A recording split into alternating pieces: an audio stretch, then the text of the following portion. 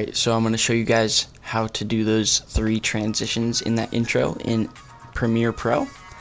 So just take whatever clips you need from your project panel. After importing those, you're going to drop them into your timeline. And the first transition we're going to do is the whip pan or whip tilt. So this first clip, there's a whip at the end, and the second clip, there's a whip in the beginning. So you're just going to need to use your wrists and whip the camera or phone in one direction, and then make sure that you whip it in that same direction at the beginning of the next clip. So all you have to do in post is get it to a point where they both have a good amount of motion blur, and then just cut them together. And that's going to look a little something like this.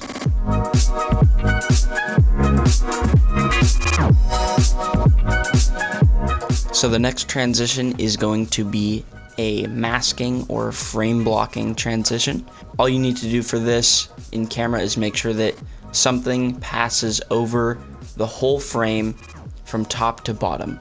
So now you're going to go over to Effects and Opacity. Click on the pen tool, and that's going to create a mask for you. And you can go back over and start clicking points. If you want to make a smooth curve, you're going to hold and drag, and that's going to make a Bezier curve.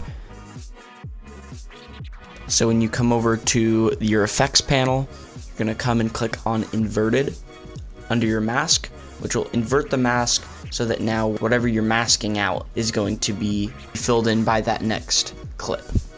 You're going to enable the keyframes for mask path for changing your mask every frame, so that way it'll actually move with your video. I'm going to change the mask feather to somewhere around 50 just because my subject is moving. So once you have your first frame masked out, you're going to go to the next frame, click back on your mask, and then you're going to go and adjust the mask to fill whatever is behind your subject, whatever is passing over the frame. If you want to create a new point, click on any of the open space on the mask path to reset a Bezier curve back to a linear curve, so just a straight line and not curved. You're going to Alt and click on that point. If you want to turn a point into a Bezier curve, you just click Alt and then hold and drag. So now I'm just masking out my subject running through the frame, and it is tedious, but I think the end result is definitely worth it. So if you want to select certain points, all you have to do is click and hold, and that'll create a selection. For example, I'm selecting this whole front, all these points, so I can move the whole thing over. Or if you just want to select one specific point, then you can just hold and click and drag over that point, so it selects it. Click S to toggle the snap to make a clip snap to your playhead and go exactly where your playhead is.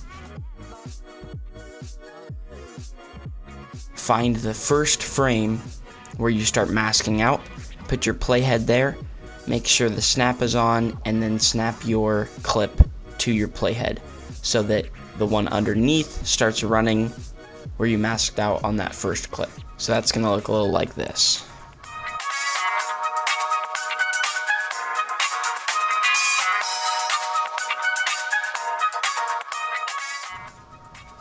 So last transition is the frame fill.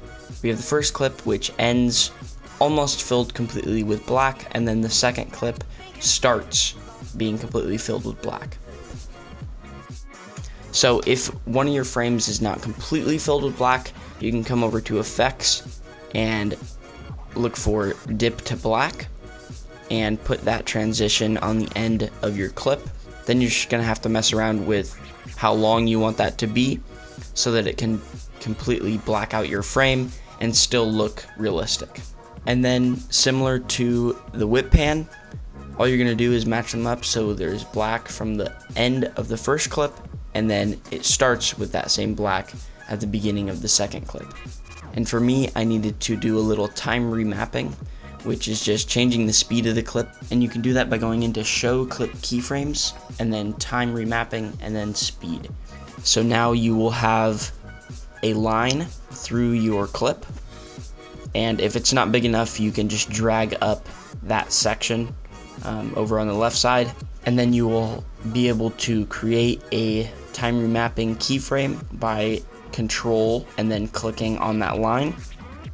And then to make it smoother, you just have those little handles that you can drag out to make it connect better and not be so abrupt.